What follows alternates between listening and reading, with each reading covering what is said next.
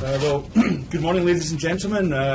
It's my pleasure to convene this meeting of the New York State DNA Subcommittee.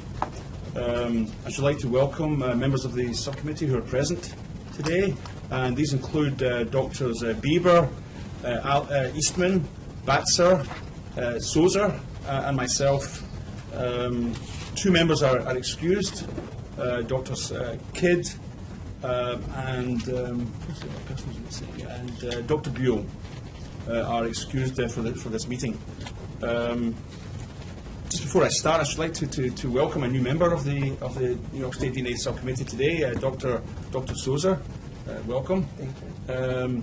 Dr. Sozer is she is taking the replacing Dr. Hirsch on this committee, who had served the committee well since its inception, and we're very pleased to have Dr. Sozer join us today. Dr. Sozer is she's currently the president of SNA International and received a PhD from the University of Tennessee, Oak Ridge Graduate School of Biomedical Sciences at Oak Ridge National Lab, and she's worked in human identification and forensics for 23 years, almost as much as me, but not quite.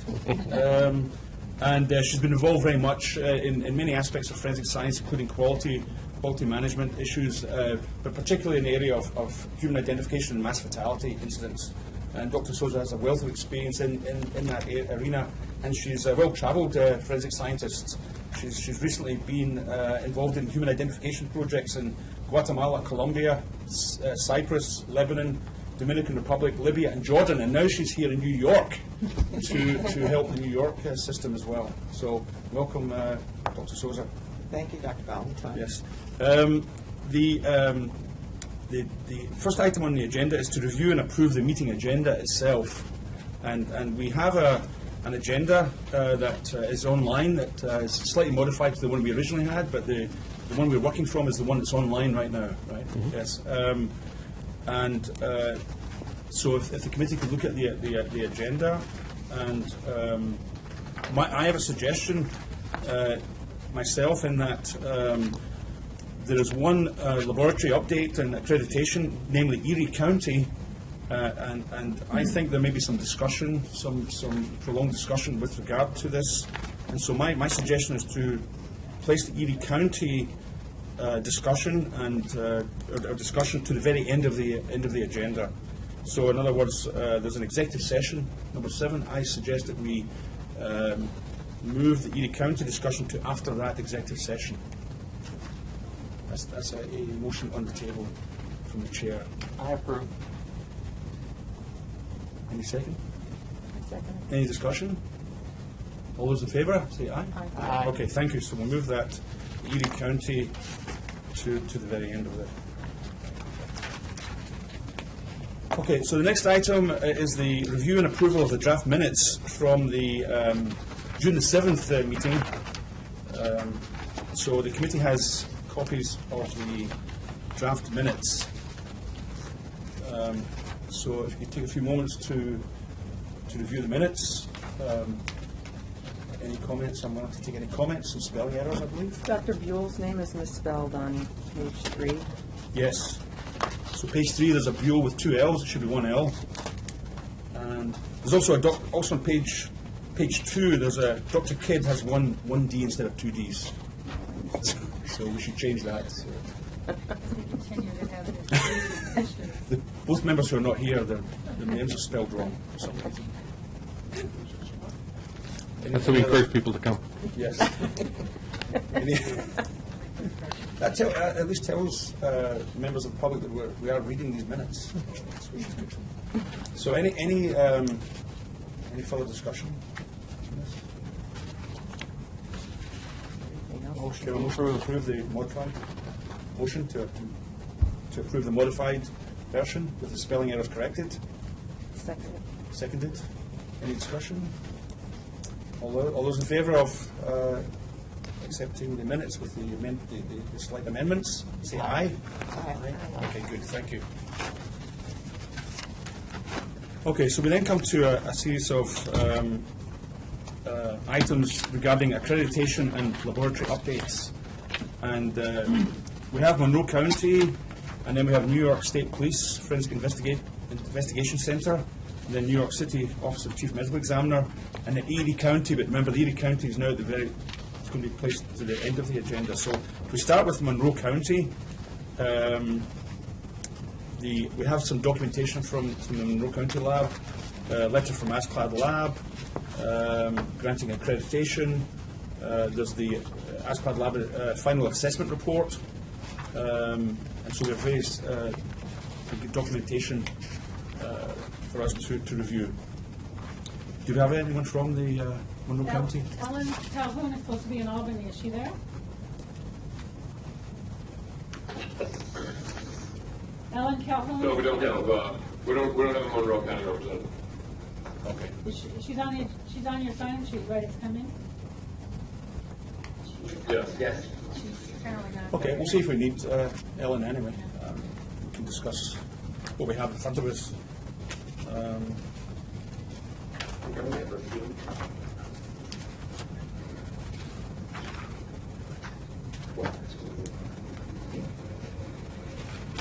So anyway, the committee has copies of the documentation. Any comments or questions or concerns regarding the documentation we have in front of us from Monroe County?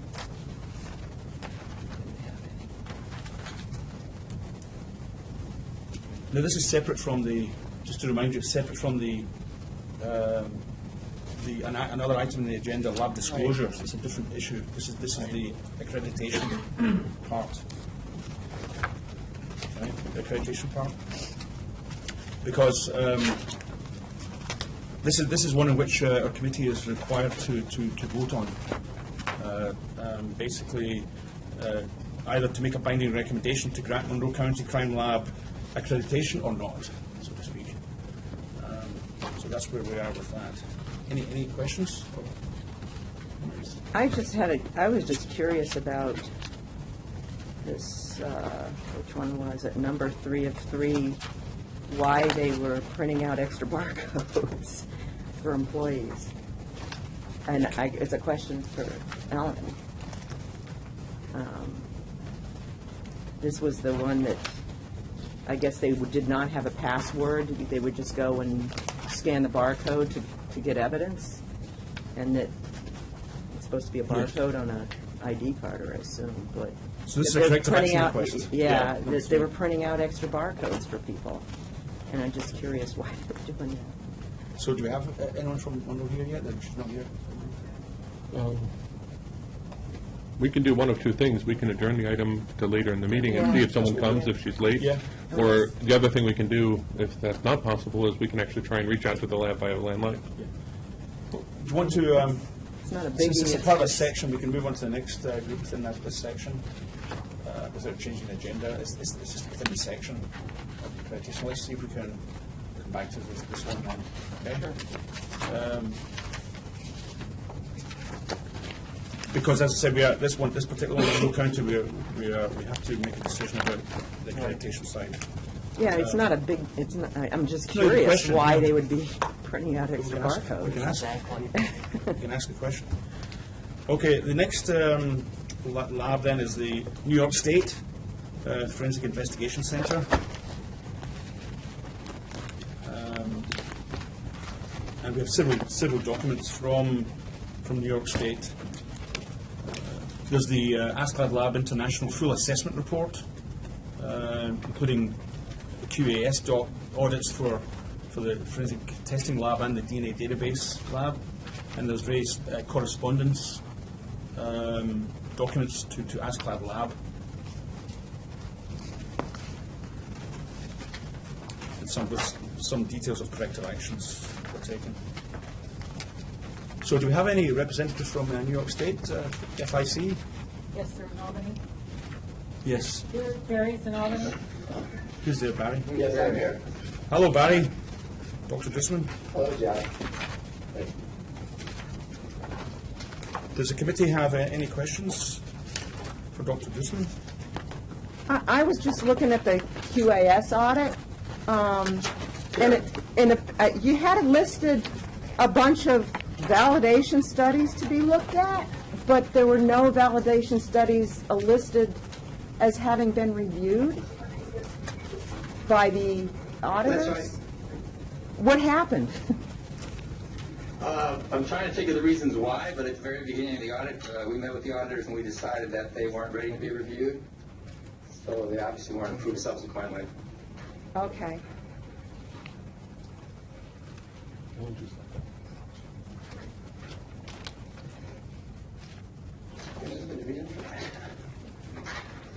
Because there's a lot of them there. Oh, okay. I'm sorry. I do recall the reason was they thought that in order for them to review the validation studies, they had to have been online for a certain period of time. And these were brand new validation studies, and we did not have them online for what they considered to be the requisite period. What's the requisite period? Is there a requisite period? Yeah, ask I don't know. Yeah, like- Huh, maybe We I- simply felt that we were fine with that decision at the time.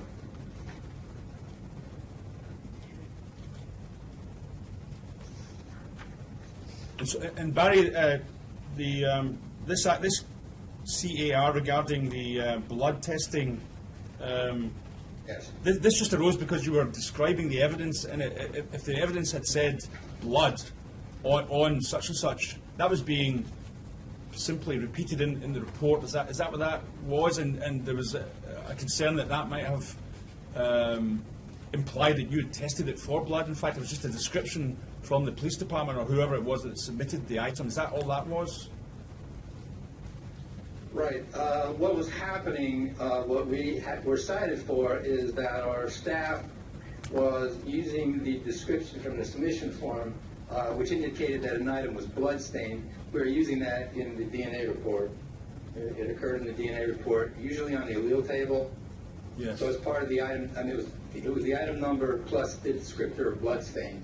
And that description was based on the way the item was submitted, as opposed to our testing, which was presumptive to begin with. Yeah. So what have you done now? How do you deal with that now then? What do you say now in the DNA report? Our language right now, basically, in short, it's not permissible to describe an item as bloodstained in a DNA report based on the description on a submission form. Okay. And that change was accepted by Askeladd Lab in the July 16th correspondence that you have. Yeah. Okay, thank you. Any other questions or comments? No? So this update is basically for informational purposes only, and no vote is required. If there's no objection, then we can just thank Dr. Dusman and move on to the next item. Okay? Thank you. Yeah, thanks. Dr. Valentine, I noticed that a representative from Monroe County has just come in. All right. So if you want to revisit the earlier. Yes. Who is it? Ellen Calhoun. Ellen, yeah. Good morning, Ellen. Good morning. Good morning. We were discussing your final assessment report, Askeladd Lab, and Dr. Eastman had a question for you. Yeah, Ellen, Okay. I was just curious, why were they, this is with regards to I think it was car 3 of 3, why were they printing out extra barcodes? I mean, what was the purpose of that? It was a matter of convenience, such as on my swipe card, I have a copy of my of a barcode, so that it's easily accessible when you go downstairs or go somewhere. Your barcode is available to scan. So, I mean, isn't there like one on your ID and then you had extra ones? Oh, that refers to another section. I can't speak as to why that other section had an extra barcode available, Oh, but I know that as a rule of thumb, the analysts typically have a barcode that's adhered to their swipe card. okay. So that wasn't referring to stuff going on in your section then, but, I mean, I'm just curious why they would be printing out more. I apologize, I don't have an answer for that. Okay. Okay, any other questions for Ellen? We're going to revisit Monroe County in Yeah. another section. But in terms of the accreditation, if there's no further discussion, then I'm going to propose the following: at this meeting, September 27th, 2013, New York State DNA Subcommittee. The DNA Subcommittee voted to make a binding recommendation to grant the Monroe County Crime Lab New York State accreditation for the discipline of biology, based upon a review of the ASCLD Lab and Quality Assurance Audit for forensic DNA labs conducted during the period June 24th to 28th, 2013. And this approval will run concurrent with the ASCLD Lab cycle, which will run from August 29th, 2013 through August 28th, 2018. So that's a motion on the table. Meaning the motion is that that's proposed language for us to vote on. I approve. Yes. Second. Discussion? Second. Any discussion? All those in favour of sending this binding recommendation to the Commission, say aye. Aye. Okay, unanimous. Thank you very much. Congratulations in Monroe County. The last lab, except for Erie County, the New York City Office of Chief Medical Examiner, Department of Forensic Biology. There were two items submitted. There was a letter dated July 18th, noting the new director of the Forensic Biology, Dr. Kupferschmidt, who's with us today. Good morning. Good morning. Welcome to New York. Thank you. And the other is the ASCLD Lab International Surveillance Report, which was dated September 11th, 2013. So we have these documents in front of us. You have the updated document that I handed out. It's a final from ASPAD Labs dated September 25th. Should be on your, that's just final approval. It should be So it's different. recommended. So we have been given an updated version of the surveillance report. So what's different about the report now? Well, this is the final. The final one. It has been voted on by ASPAD, and we have the Okay. letter granting accreditation, continuing accreditation with surveillance stuff. Okay, so we have this document in front of us. Any comments or questions from the committee members?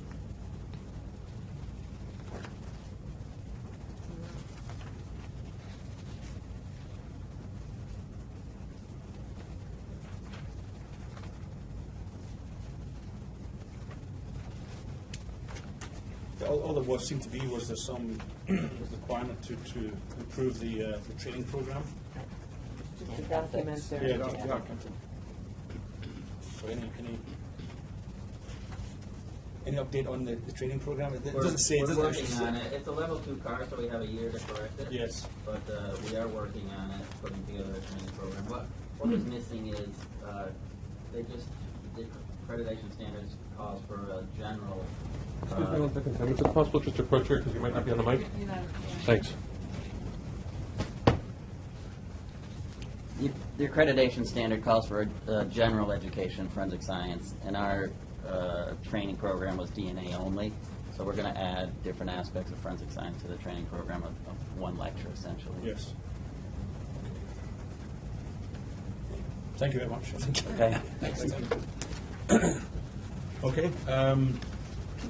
So I just see one change here between what we were given and this, in the final version. Were there any other changes? Okay. Okay. So again, it's just for informational purposes. No votes to be taken.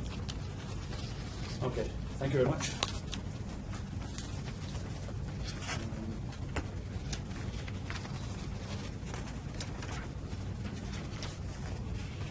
So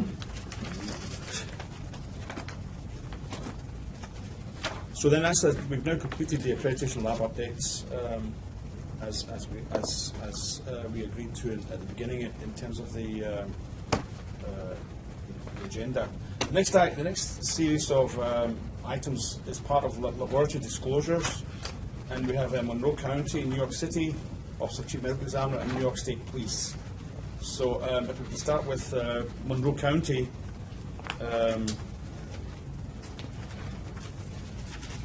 moving on from the accreditation side.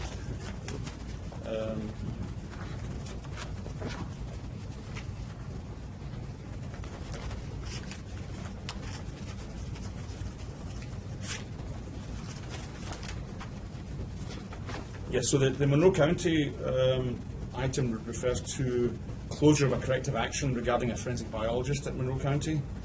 And we have a detailed corrective action plan and action taken in terms of documentation. So any questions or comments from the committee?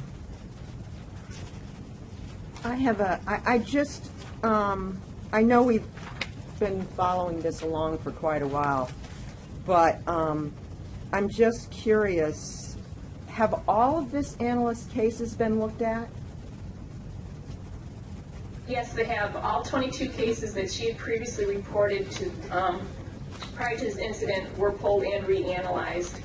In addition, the 5 cases that she was working on at the time that she was pulled, I personally reanalyzed. Okay.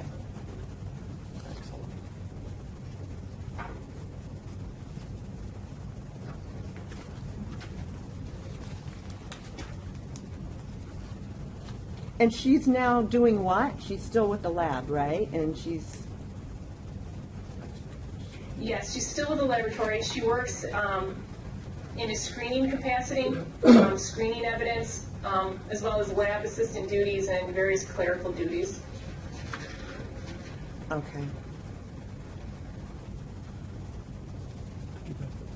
Any other questions or comments regarding this?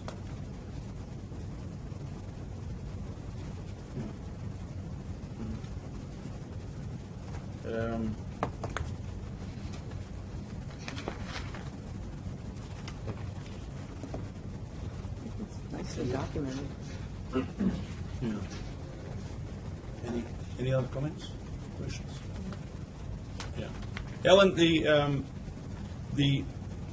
when you reanalyze this, did you reanalyze this or re-examine the whole item? Was it retesting, reanalysis of extracts, or was it, or were the cases re-examined?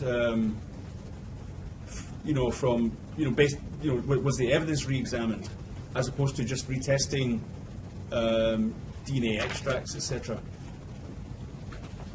What we did is when evidence allowed, we would go back and actually re-extract, provided that evidence was remaining. If there was no evidence remaining, then we went back as far as the extracts. So it was a combination of pulling evidence, re-extracting it, taking it through analysis, or pulling her extracts and then taking those through analysis. So whenever you had evidence, you would go to the evidence. If you didn't have evidence, you would just reanalyze. Yes. Okay. Okay. Thank you very much. The next lab disclosure is New York City Office of Chief Medical Examiner, Department of Forensic Biology.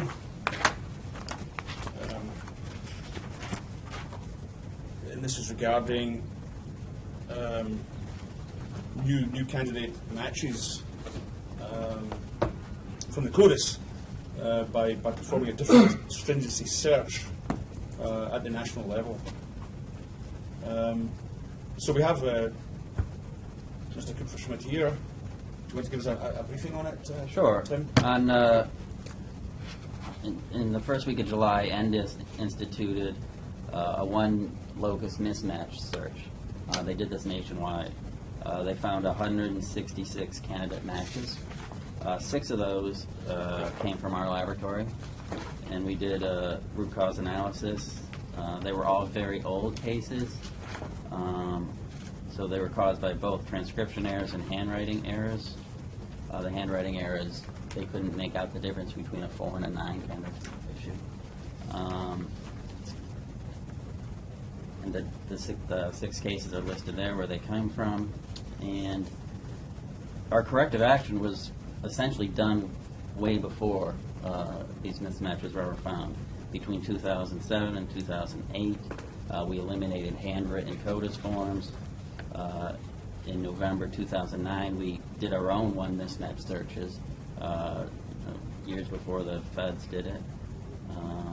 So, since that time, we haven't found, any of these types of mismatches. In 2012, we stopped manual entry of CODIS profiles, and now they're all electronically entered.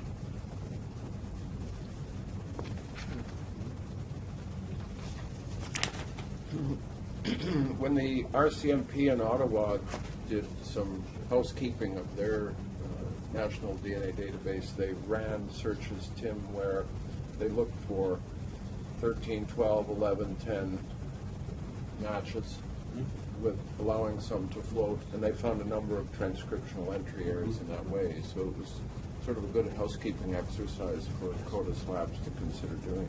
And they had duplicate samples, of course, with twins and people coming in under different names, so they were able to sort those out.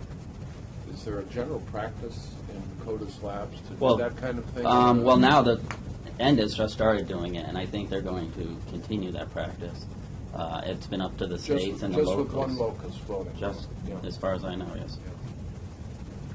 Perhaps they should do 2 and 3 as well. Yeah. I think so, actually. It's easy to type in 1111 instead of 1112. It is. You can do it more than once. But I don't think it's a trivial matter. There's 6, for example, there's 6 cases. I mean, there's 6 investigations that could, these are hits, obviously, to offenders or to other cases. I don't know. We did visit this before because the OCME did this in the past, as you said, and there was a number of cases. I forget the number. It was above 10 anyway, I think. And same thing happened. There was I think the state had done this different stringency match and found some ones that were missed because of transcription. My question, I suppose, would be when that was found in the lab, why didn't you go back to if it was found by these say 15 cases, whatever the number was, why didn't you then say, okay, this could have happened with many of the others? I was under the impression that in fact had been done, that people had gone back and said, okay, let me just check all the transcription to see if there's any other errors, because now what's happened is we found an additional 6 more. So I suppose my question is, and I know historically you may not have this information in front of you, but why at that time you didn't go back, the lab didn't go back and double check all the other transcriptions that have taken place? That's my question. I can't answer that. I know. So that's because it would seem that would be the appropriate thing to do if you picked up 15 or 16 and please get. I mean, maybe not that number, but it wasn't just 1 or 2. It was a few, and that was all transcription errors also. Why? The idea would be then, okay, we found these. Let's just check there's no other ones. Although it may be that the argument was, well, you've checked all of the data at that time, so that there shouldn't be any more. But then it doesn't explain how these ones have come up then. That's why I have difficulty in understanding how these would still show up then, additionally. So maybe could you? I know, Tim, you just started the job, but could you at some point try and find out if anything was done and with that, just to double check. Of course. Maybe the records weren't there. I don't know the reason. Okay. Any other questions or comments regarding this? In terms of the disposition of this, there are 6 cases. 4 candidate matches have been confirmed, and 2 are still pending. Right. Any further developments regarding these cases themselves? There is, and we're still continuing the investigation.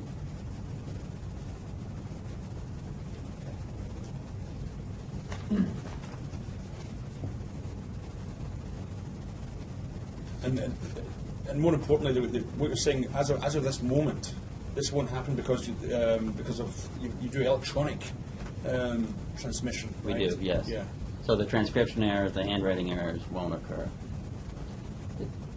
because of the electronic transmission. So how's that done? How's it done in general? How's that done? The electronic side, you get a profile, right? Right. So how's that mechanistically, how do you transfer that over without any transcription? From GMAP or ID, it's transferred over into the CODA software through our LIMS system.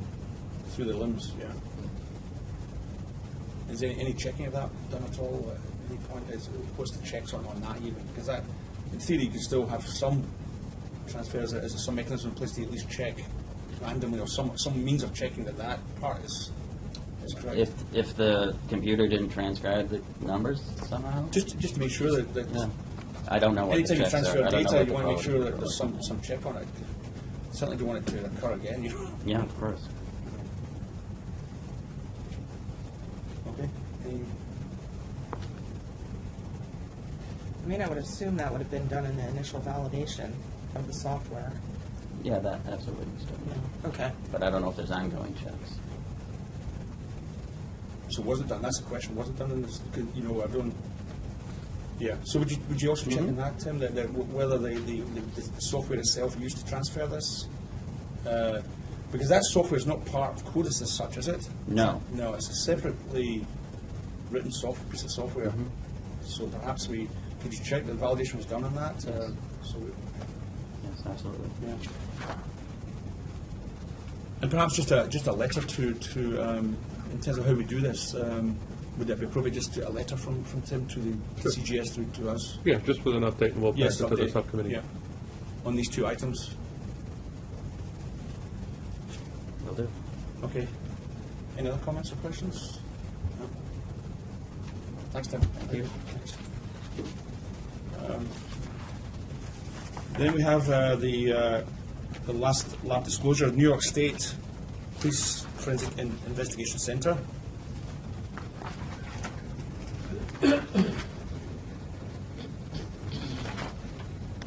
This pertains to destruction of old case files. It's a request. Basically, this disclosure arose from a letter I sent to the Office of Forensic Services notifying that we had intended to remove some profiles from CODIS based on a recommendation from NDIS. We held off on that because it was decided that it should be presented to this committee.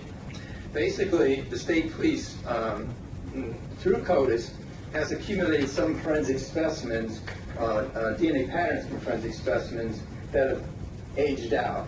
That means basically they're old forensic DNA patterns in CODIS that are associated with case files that have been destroyed. Except for homicides, which are maintained indefinitely on site, our older cases, or our other case categories rather, are shipped to central records, and after 15 years they're destroyed. So what's happened is, as these are aging out, we've been seeing some become involved in hits to other cases and also to offenders. These are relatively rare. I mean, since February, out of the 1,291 hits that we've had at every level, only 8 of these have occurred. And we don't expect that the frequency will pick up because now we've stopped destruction of our case files. That has since occurred. So, according to our policy, these hits have to be evaluated in dispositions. They're either dispositioned as a hit or a no match. And to do that dispositioning, our policy requires that we access the case file and look at the electropharogram. We're very conservative about that. So we couldn't disposition these. What we were asking from DCJS is approval to do 3 things based on the recommendations from National. They also agree that these profiles should be removed because they are not in compliance with the FBI QAS Standard 11 in terms of case file retention. So basically what we were asking was it okay to remove the forensic DNA profiles from CODIS? And right now there are 8 of them. At the same time when we do this, the second thing is we would notify the submitting agency that the pattern has been removed. And then third, if there's a bona fide hit, we want to disposition it with the information at hand, which is basically the CODIS match report. And if it still looks like a match, we would advise the submitting agency that there has been a hit, and but with the caveat that there's no supporting documentation available. So that's how we wanted to proceed. Okay, so you've changed the policy now, Barry, so that this doesn't happen anymore. That basically you retain the cases from now on, right? So you're not destroying any cases whatsoever. It's case file report, sorry. Yes, As of this moment, right? and in the interim, I've obtained some NIJ funding to actually start on scanning these cases electronically.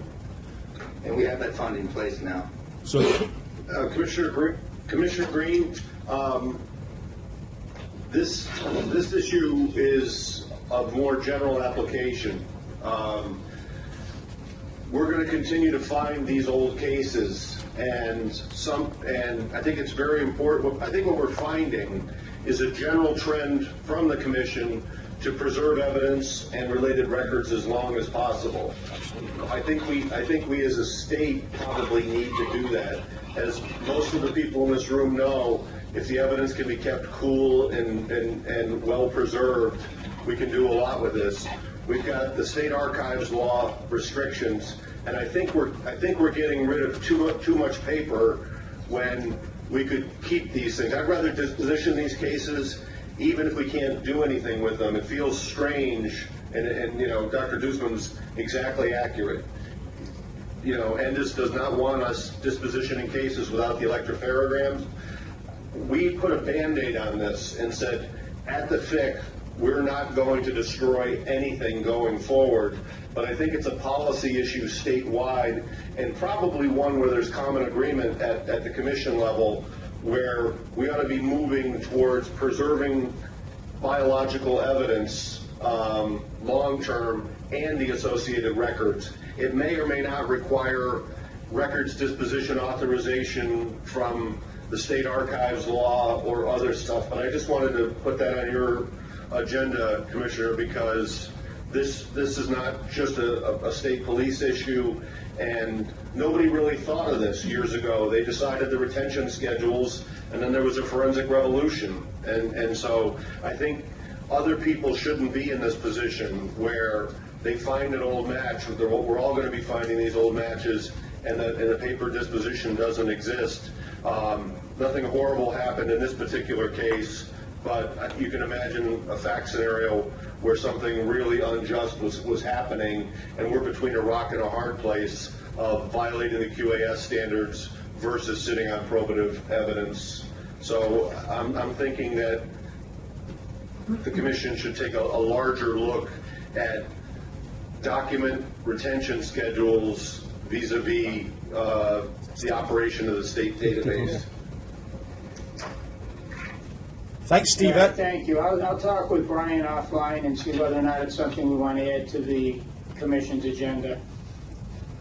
Thank you. Yeah. Thank you for that, Stephen. That certainly is an agreement with how I think about these things myself. And any other comments from the It must be going on all over the place, you know, because everybody destroys stuff. You want to, Fred? Barry, I just have a question. Are you sure the records were actually destroyed and not just misplaced? No, we've made contact twice, and we've had confirmation from the Office of Central Records.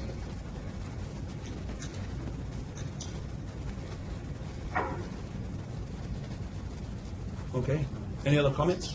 Technically, Fred, we get in trouble if we don't, by law, comply with the destruction. So it was not really a surprise that after the retention interval stopped, that they got rid of these things. But they're definitely gone.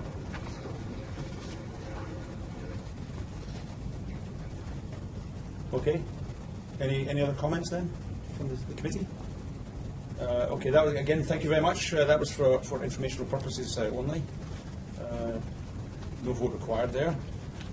Okay, the next item on the agenda is classified as old business, and within that there are two sub-items. One is a partial match update, and the second one is a partial match policy discussion. So, for the partial match update, Brian Gesting from DCGS will give us an update. So to date in September, essentially there have been 68 total names that have been requested under the partial match program. During the process, evaluation could not confirm on 21. There were 47 names that were released. Of those, 35 cases were closed, 3 remain active. There are several that are still pending a first report that's happening. In 2 different cases, a relative was identified, and they're still pending investigations as to where that's actually working through. This has been with a number of different types of cases: burglary, sexual assault, homicide, robberies, fire investigations, grand larceny, auto, larcenies, and a number of other crimes as well. And this has happened with police departments throughout the state. Thank you. Any comments from the committee? If not, then we're going to then continue our pastoral match policy discussion, and as a result of this discussion involving documents that came to us under a non-disclosure agreement via the FBI, I'm going to make the following motion. I move to enter into executive session to discuss confidential DNA data and information which relate to open criminal investigations and prosecutions which would jeopardize the cases and effective law enforcement if disclosed. So that's a motion. I'll approve it. Okay. Seconded. Any discussion?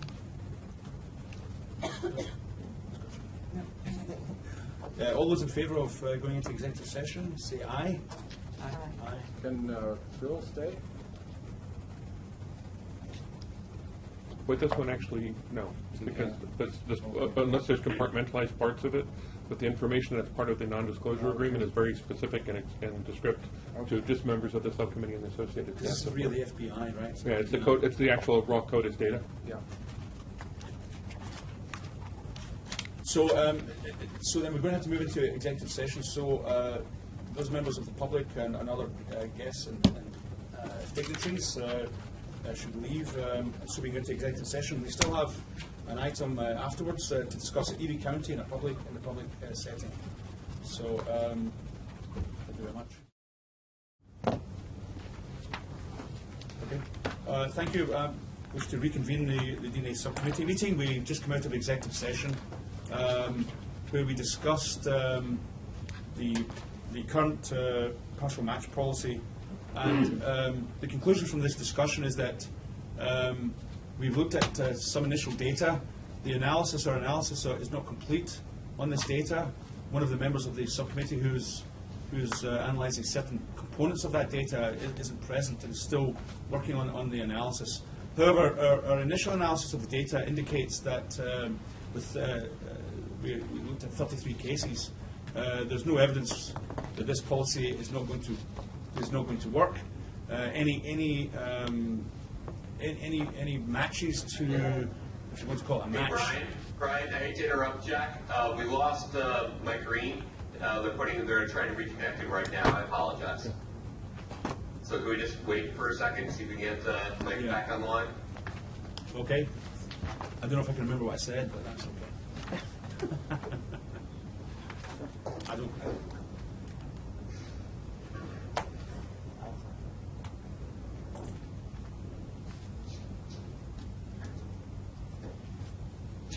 Okay.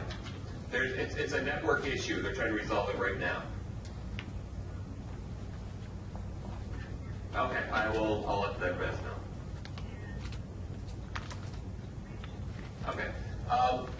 Mike, the commissioner's battle line went down at 10:42. The network's down, so they're trying to pull it back up. I'm not sure if they're going to be able to. I don't know if you want to continue without it, or would you like to wait? Well, we have to finish at 11:30 today, so that's. We need to proceed, Brian, unfortunately. Proceed. Okay, sorry. I'm muting our end. I'll let Lori off. No, thanks. Yes, so do I have to repeat then what I said, or is it still no? Okay. So the result of our discussion is that we are still investigating the efficacy of the current partial match policy. So far, however, the evidence is such that the data suggests that there's nothing in the data to suggest that the policy is ineffective in any manner.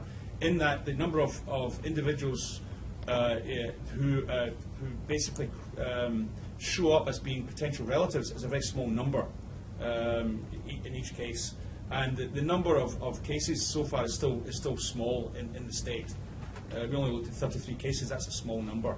There are other cases ongoing, and so we want to continue to review this to see whether or not when a hit does take place, what the statistical criteria, what the statistical numbers were in relationship to a hit, a true hit versus any false, so-called false positive hits.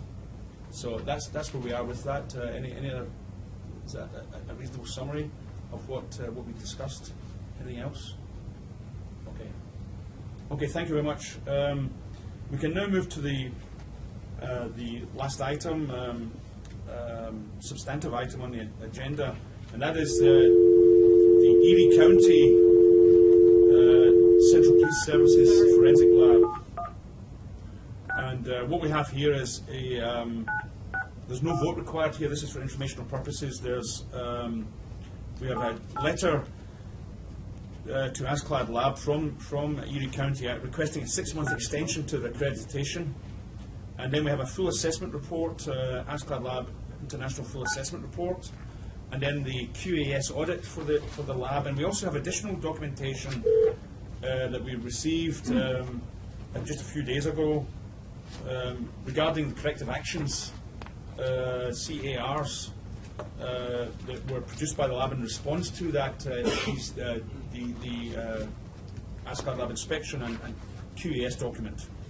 And hopefully we have a representative from Erie County here.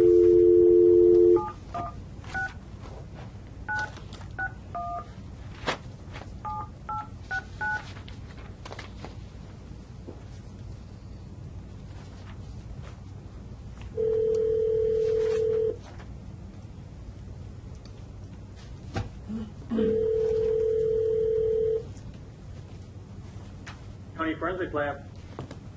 John, Dr. Simich, this is Kathy Levine at the DNA Subcommittee. I have you on speakerphone. Can you guys hear me? Yes. Okay, great. I have, in addition to myself, Kristen Becker, Amanda Finbar, our 2 supervisors, and Paul Mazer are here. Okay. Good morning, John. This is Jack Ballantyne. Morning, Jack. Yeah. So, John, we haven't discussed anything yet with regard to Erie County. We've just basically reached this on the agenda, and so what we have in front of us is of course, the letter requesting an extension of accreditation. We have your surveillance report and the QAS document, and then we also have some lately received CARs that you produced in response to some of the questions and findings. Correct. Okay. So. We can, so basically, John, what we'll do is we can discuss this. Is there anything you want to say up front about this, what's been going on, or do you want us just to proceed with our discussion?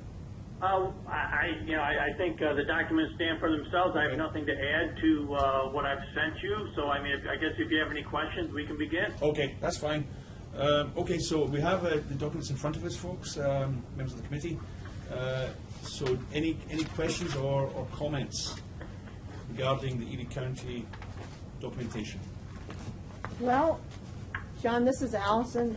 I have one question, well, a question. I'm just curious what you did to prepare for your assessment as far as, I mean, I'm concerned about the one of the cars states that you did not do an internal assessment against the ISO accreditation standards, Sure. And I don't know how you can prepare for an assessment without doing that.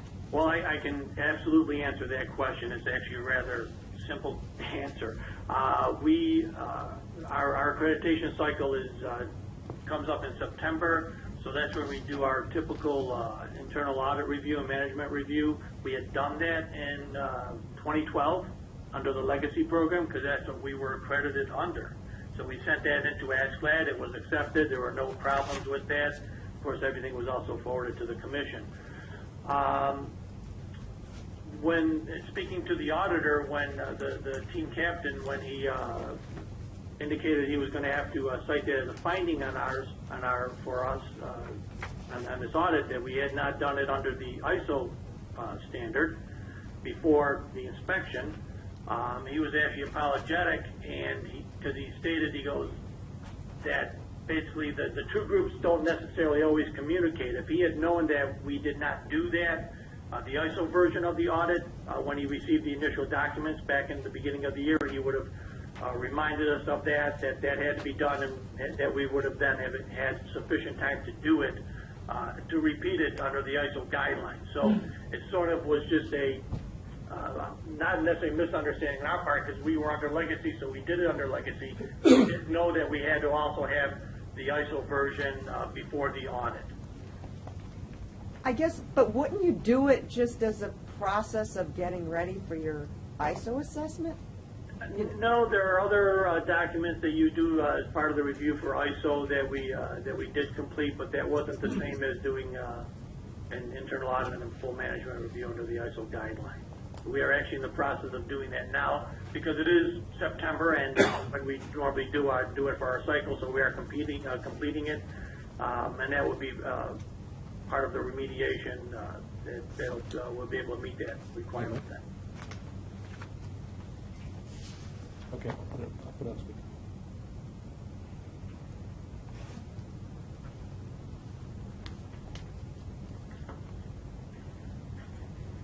Any other questions for John?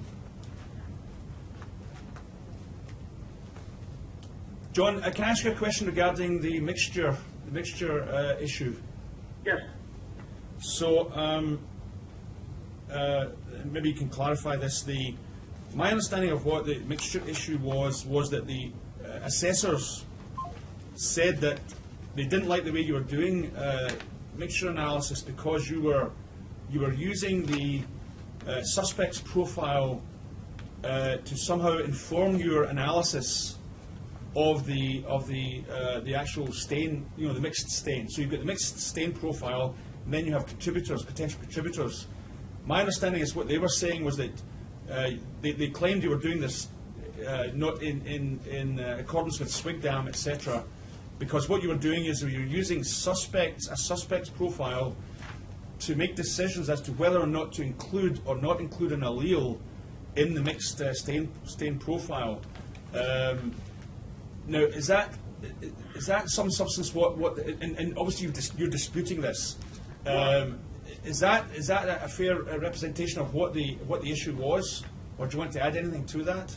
No, that's not a fair assessment of what their concern was. Let me describe our process. It's in the document that I sent you, but it's probably more clear if I describe how we basically work a mixture here. And mainly we're referring to something that you cannot deconvolute. Okay, that's where their main finding was in 9.6. Well, the first part of their finding, that they claimed that we were not doing that properly. So if I describe our process, that will hopefully help you to get a better understanding of what we do. First of all, when we have a mixture that we can't deconvolute, it's more than a two-person mixture typically, obviously, and we can't do major and a minor, then we will determine what we call our qualifying alleles. And those are basically defined as, and it's in one of the documents that I sent you, alleles that are, depends on the kind of a mixture. If we have a mixture where all of the alleles are above the stochastic threshold, it's a great mixture, which, as everybody knows, doesn't happen very frequently. Then all of the alleles at that locus, because they're above a stochastic threshold, would be a qualifying allele. If you have a case where, which is a more common mixture that we get here, where you have a group of alleles above the stochastic threshold and another group of alleles below the stochastic threshold, we will determine if that profile then will meet our criteria for a restricted CPI calculation. And there's a formula that we utilize for that. Basically, you might have to write it down to get a full grasp of how it works, but write down an example for yourself. But how it works is the highest allele below the stochastic threshold. So let's say if we have a stochastic threshold of 100 and the highest allele below that threshold is 90, okay?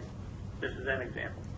Then in order for us to consider that a locus that we could use for statistics, all of the alleles above the stochastic threshold will have to be at least double that 90. So if we have anything, all of the alleles would have to be above 180 or above. If there happen to be one at 150, which is still above the stochastic, but it's not double that highest allele below, then that locus would not qualify for statistics. Doesn't mean you can't use it for exclusion and to still include the person, but we would not use that for statistics. So that's what we do. So we will generate that for the entire profile, have a worksheet called the qualifying allele worksheet. We enter all of the alleles that qualify at each locus. Then we compare to the known, okay? We compare the known sample to the full mixture to make sure he's truly included, could be included into this mixture, and we can't exclude him. So that's the first process. Then we ask the question, well, where is he in these qualifying alleles? Can I do a statistic on this? Or is he one of the minor contributors? And we can't do a statistics then. Then it will be inconclusive. So when we look at these qualifying alleles, if all of the alleles from the contributor for the loci that we say qualify are present in those alleles that we've determined are qualifying alleles, then that locus will be used. What our former practice was, and this is where they had a problem, is that let's say one of the loci that we put qualifying alleles down on, maybe for a particular suspect, a sister allele might have been one of them that was below the stochastic threshold. So what we would do is we would not use that locus for the statistics for that particular person. So they said we couldn't do that. They said we should have ruled that profile inconclusive. That was the gist of their findings. Yes, and, because and we are not the only lab that does it. There are other labs that do that. I've gotten manuals offline for a large lab system that will do that exact same thing, unless I'm totally misreading their manual. I don't think it is, because it's very simply written. So we're not the only one doing that practice. But there is a trend out there. A lot of individuals are now pushing and stating that that's not the best practice for determining these.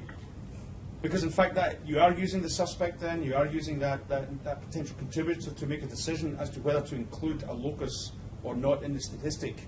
And I think that's probably why they were not happy with that. Yes, that's strictly for the statistic. We don't change qualifying alleles. The qualifying alleles that are written do not change after we look at a suspect's profile.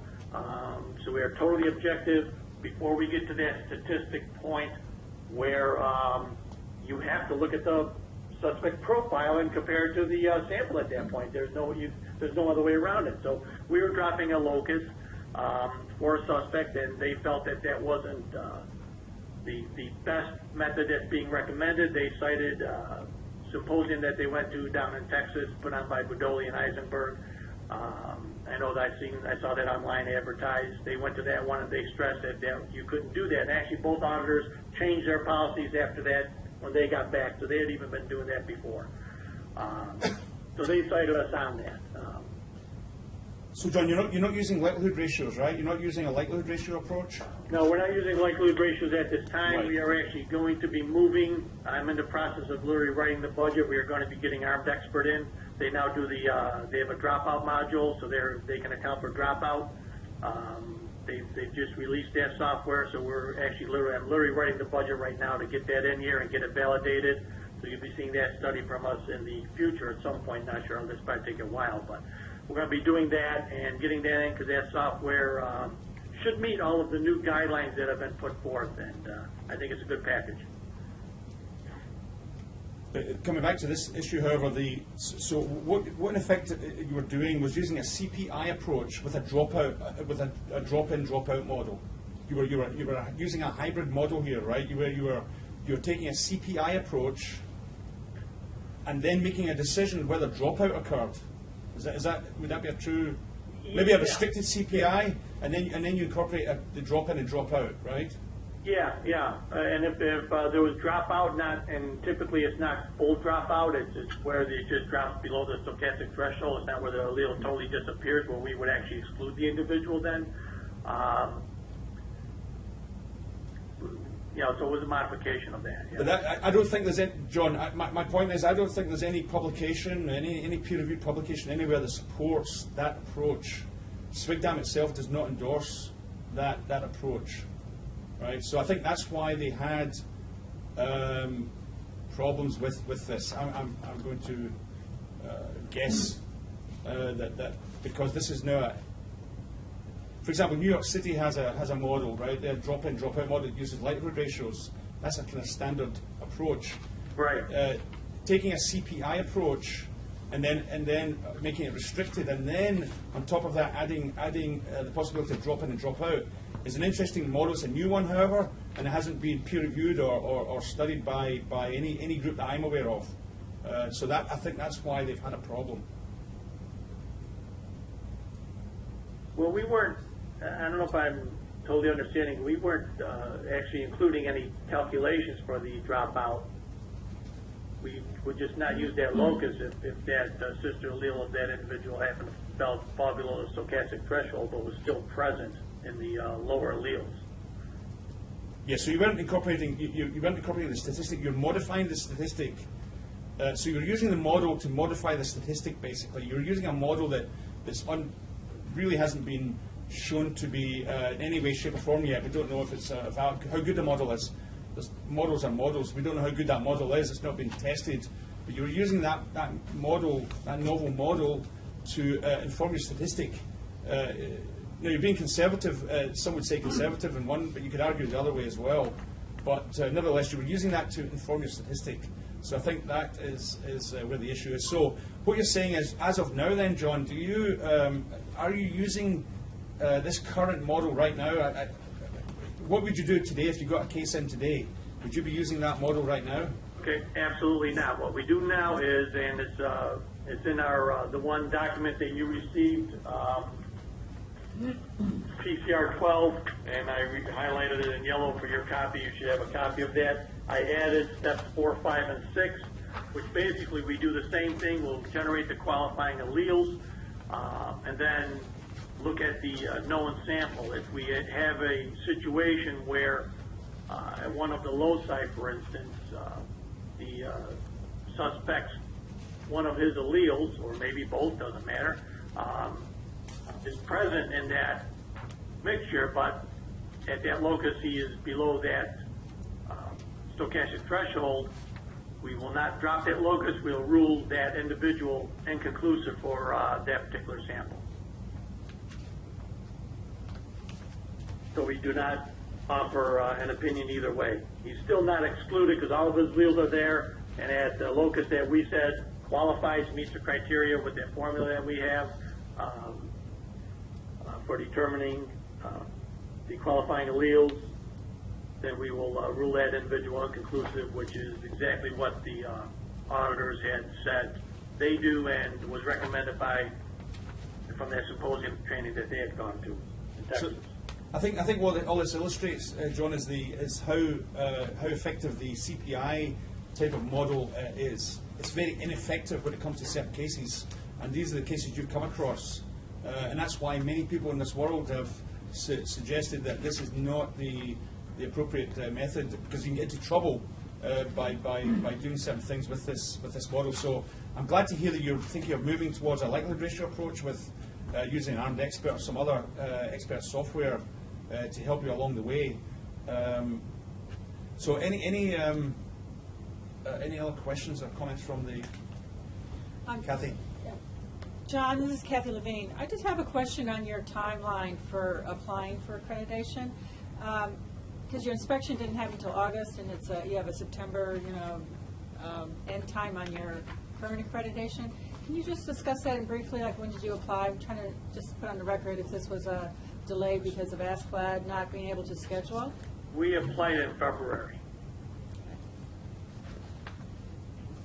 and we had to impress upon them that we would like the audit before our accreditation had expired, and they did at least get it in before the September 27th, 26th date.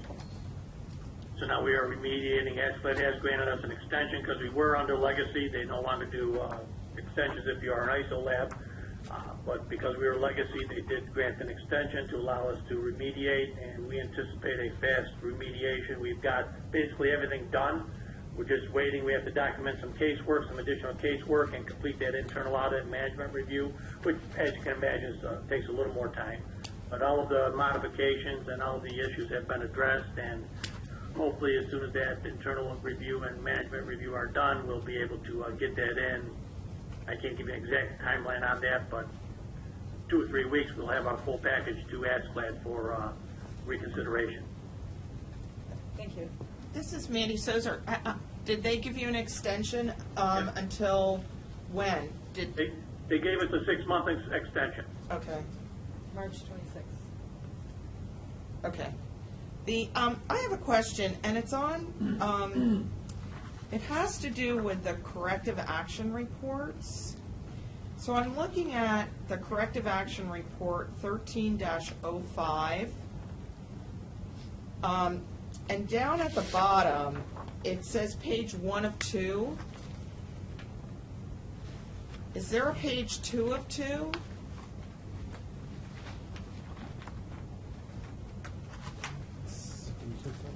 Yeah, it's the recent, it was in with the recent package that you sent. I was just trying to follow kind of your process for the corrective action and the root cause analysis, and kind of the thought process behind that. So I just had a couple questions. And I do apologize. I grabbed everything except those. I'm looking it up right now. Okay.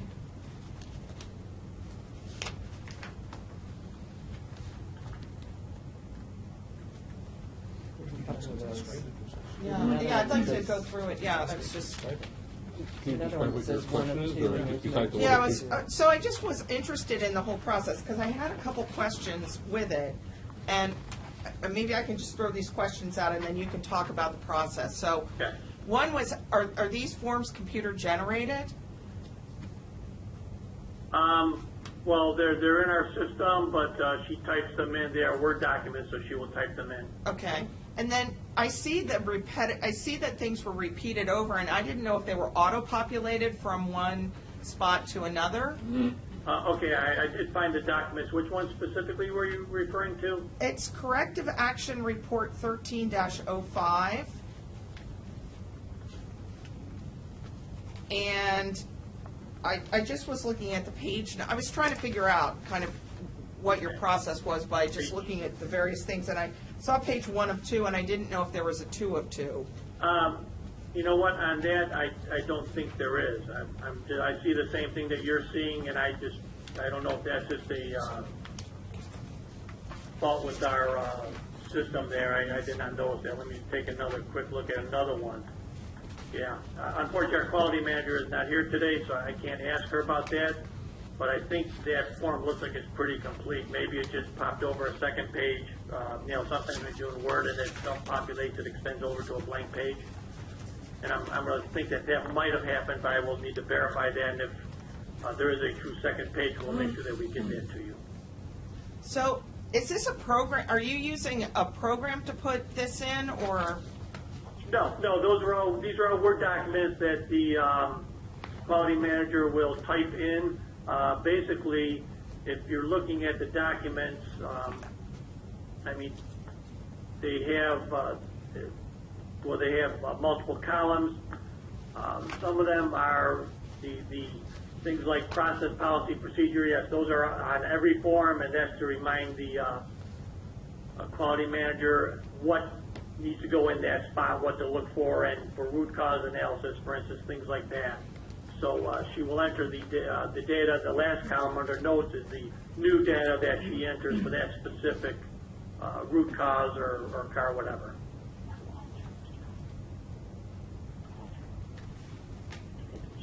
So I was just going to give my opinion that I thought there was a lot of repetitiveness, and sometimes, I'm just kind of throwing this out as a statement, as a question, as a discussion point, but if there's a lot of repetitiveness in typing, sometimes that may take away from the thought process. Maybe it helps her, but I felt like maybe you weren't getting down to the root cause on some of these. I'd be interested in her impression, kind of in her feedback on that, because, and I was just kind of interested in that I saw, if these are done in sequence, I wasn't really sure, that I saw an action item list, and then you went into solutions and outcomes, and I just wasn't following all of that. Okay. Yeah, I mean, I see that too, and what she's put in here, that, the action item, the action item was assigned or taken care of, and then the root cause analysis solutions, what we did to solve that, or what process, and when I did review these, before we sent them out, they obviously not everything is complete. We will be adding some additional steps when the final remediation has been done on that, as far as a solution, so that some of those will actually have some additional information. These are just a preliminary portion of those that we sent in. When we get the final package for ASCLD, we will have some, the final resolution. So there will be some additions to at least one or two of those forms. Okay, because I thought they were completed, because they were signed off, so. Yeah, no, they're signed off for that date, but especially when you look at the solutions, some of those still need to be conducted. For instance, on the audit, the laboratory needs to conduct an internal audit based on ISO standards. So then, when that is actually completed, under number 2, she'll put in that it was completed and things like that. So there'll be some additions when we, complete some of those that might still have something pending on them. Okay, because I think that defining your root cause is something, it's difficult, but when you do that, you see an observation in one part of the lab that may actually be in another part of the lab that you just haven't seen, the same outcome in another part of the lab, and if you really get down to the root cause, it's more of an enhancement. No, I agree. Root cause can be difficult on some things, and on other things it's extremely obvious, and sometimes very simple. And almost doesn't sound like it. Sometimes it sounds like there should be more, but sometimes there isn't. It's just sometimes a very simple thing, and other times it could be very complicated and extensive.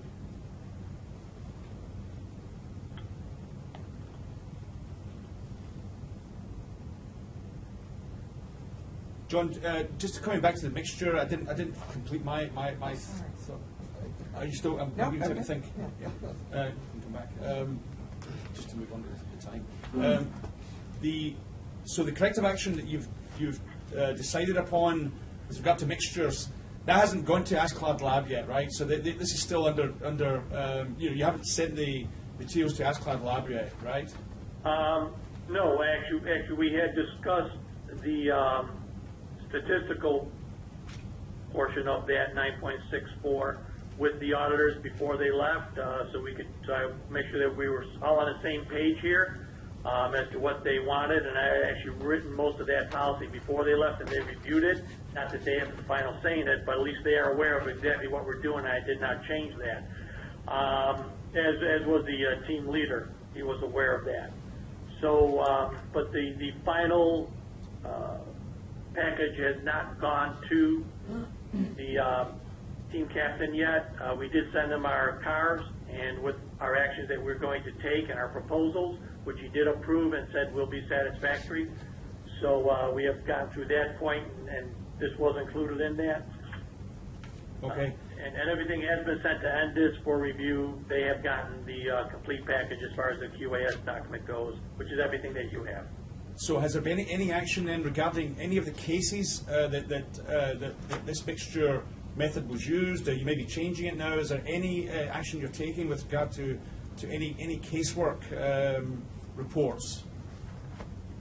As far as new reports or old reports that were already issued under the new under the older guidelines? Any amendment? Yeah. So I'm asking about any cases that were done using the old method now, if you want to call it that. Is there any necessity on your part to produce an amended report or amended reports? At this time, no. I was not going to review any old reports and rewrite any statistics. I don't feel it's necessary. While we weren't doing necessarily an ideal method, I still think that there are labs out there that are still doing this, and there's. I Hopefully agree not in New York that's State. the ideal, but I'm not necessarily saying that it's totally wrong what we were doing. John, is anyone else in New York State using this method? No. No. But Virginia does drop. I went online, I looked at Virginia's model manual, and clearly they say after they compare to the known sample, they will drop a locus if that person does not meet the criteria. And unless I'm totally misinterpreting it, but it's pretty clear cut. They literally. I think Virginia uses true allele, right? No, they were referring to CPI in that. Yeah, they no longer use that, I don't believe. Well, maybe they mustn't have updated their manual online, in which case then that's not true. But so I mean, I guess I would have to defer to what the DNA subcommittee wants us to do. At this point, I just don't feel it's necessary. I've actually reviewed the cases that they reviewed, and actually every case, the stats ended up being not statistic or significant for the trial, for the proceedings, but that might not necessarily apply to all cases. So I mean, if you're going to require us to do that, then we would certainly do that. But at this point, I was not intending on going backwards, just moving forwards. So any other comments from the other committee members? Fred Bieber speaking. I'm curious how this would play out in court if you had to or decided to determine that an entire profile was inconclusive. How do you avoid making that really a prejudicial statement? On future cases? Yeah, just in a hypothetical case. I'm just curious, I'm just struggling to think how you would present this.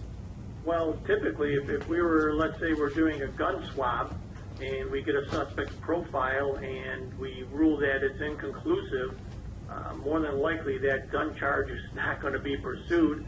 If it is pursued for other reasons, because there's not DNA, it's a rare event here, but they might do that. It's inconclusive. We go to court, and if we're called by the prosecution, which a lot of times they would not call us on that, the defense might, then we would explain why it's inconclusive. But I thought I understood you to say earlier that you might state that the suspect couldn't be excluded, but the calculation was inconclusive. Am I? Oh, no. If we cannot perform a statistic because that locus had, he went below the stochastic threshold at one of the locus that we thought qualified, then that whole profile is ruled inconclusive, and the report is ruled inconclusive for that sample. We do not say he cannot be excluded at all. Okay. Our report goes out. It's inconclusive for comparison to the sample from John Doe. Okay, thank you. Which we've done in the past. We do that with a lot of samples anyway. We're just going to increase the number of inconclusive that we do now because we've modified these guidelines.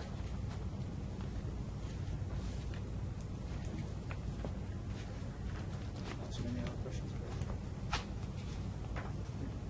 Do we have time? Yeah. I have Yes. John, this is Allison again. I have a question on car 9 of 10 concerning the microscopic sperm searches. Yes. Are these on cases that you had already reported out finding sperm, or was no sperm search done in the very, in the beginning, like in the serology step? Or something? You know, Allison, I bought this car. They just didn't get it, and I guess Ashlad Lab, when it was presented to them, they must have felt it was a finding also. This is what we do here. We do initial biology workup of the rape kit. We look for semen. Okay. A report goes out if semen is found in that rape kit. That semen was identified on the vaginal swab, for instance. Is it by a sperm search, or is it Yes. by screening for P30? It's by sperm search. If we identify spermatozoa, the report reads the spermatozoa were identified on the vaginal slide, therefore semen is present. Okay, so when a sperm search is done at that initial kit analysis, only a biology workup. Then, if we get requested to do DNA on that, we'll perform a differential extract. As part of the differential extract, we perform a cell pellet after that initial elution of the cells to make sure we eluted enough sperm to proceed with the differential. If not, then we would grab another swab and maybe concentrate them and things like that combined. So that is the sperm result that they are saying we should report on our DNA report that we've done. We've identified sperm, even though it's the exact same sample that we did in the biology. And it's not being done for that purpose to identify sperm. It's being done strictly as to see if we've got enough to proceed with the differential. We've done a satisfactory elution of that swab. So they're still you rebutted that, and they're still requiring this? I didn't rebut it because, I argued it with the team leader and the two biologists who were here auditing us, and he said he would present it to ASCLAD, and apparently, their process, they felt that it should remain a car. So, you know what, we're going to fix it. It's a simple fix, Allison. We're going to add sperm searches to our DNA reports when we do a differential. We've already done some, and it's there. It's not a big deal. I can almost guarantee that you're not the only lab who does that. Oh, I'm sure we aren't. But they fully understood that we'd already done a sperm search on the vaginal slides that were in the kit, and we reported that. And I said, this is, I explained the full thing to him and argued it extensively.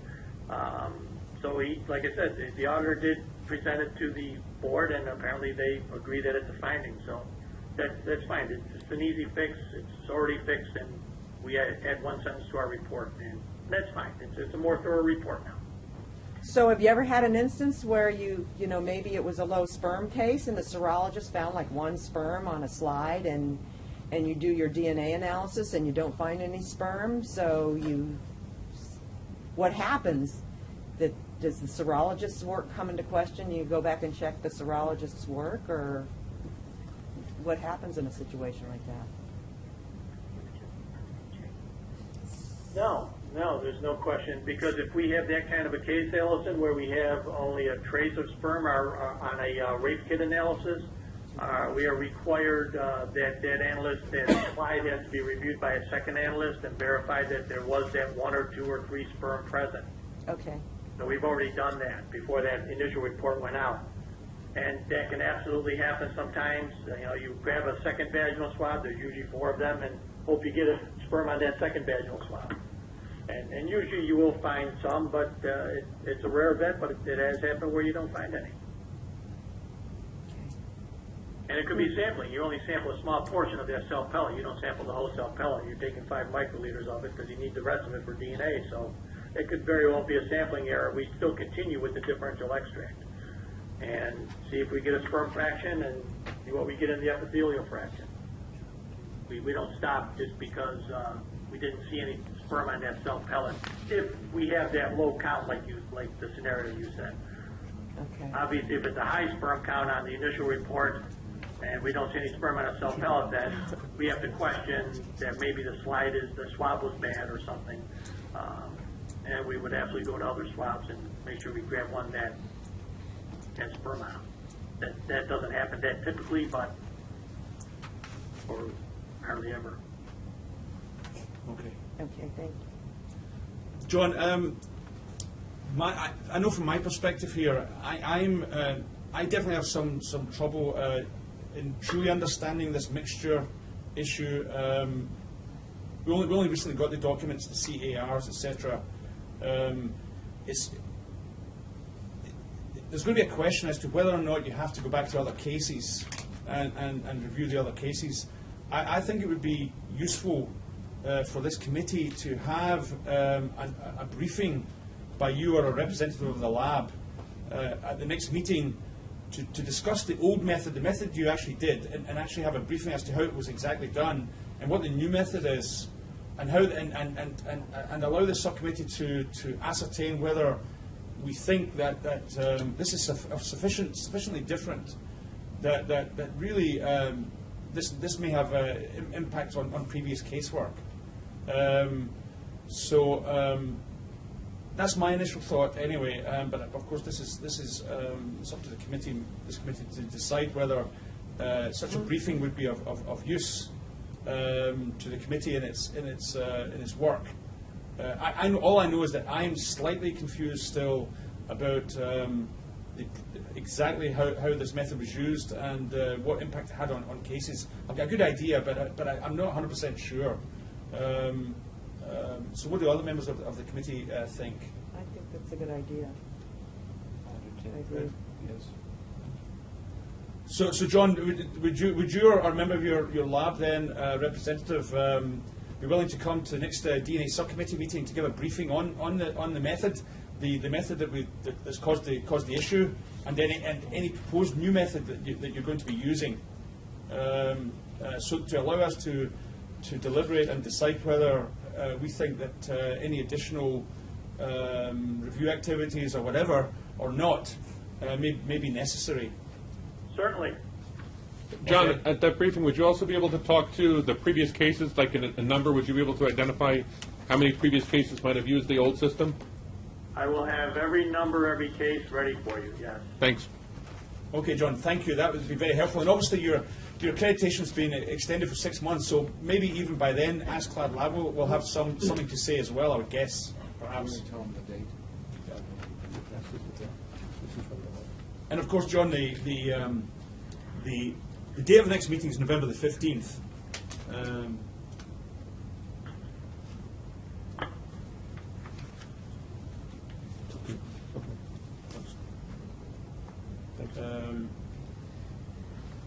So, John, is that okay then? So you come to the next meeting. You are a representative from your lab. Absolutely, I'll be there. Okay. And Jack, if they could also talk about how the root cause analysis, how you're doing that, the process of that. I think that might be helpful. Okay. Okay. Is that okay, John, then, to just some briefing on how root cause analysis is done in more detail? Sure. Okay. Anything else? Okay, thank you, John. All right, thank you. Yeah. Okay, the last item on the agenda is the next meeting date and location, which is November the 15th, as I just told John, New York City. And so I should like to thank everyone for their attendance and participation, and I should like to adjourn the meeting. Thank you. Okay.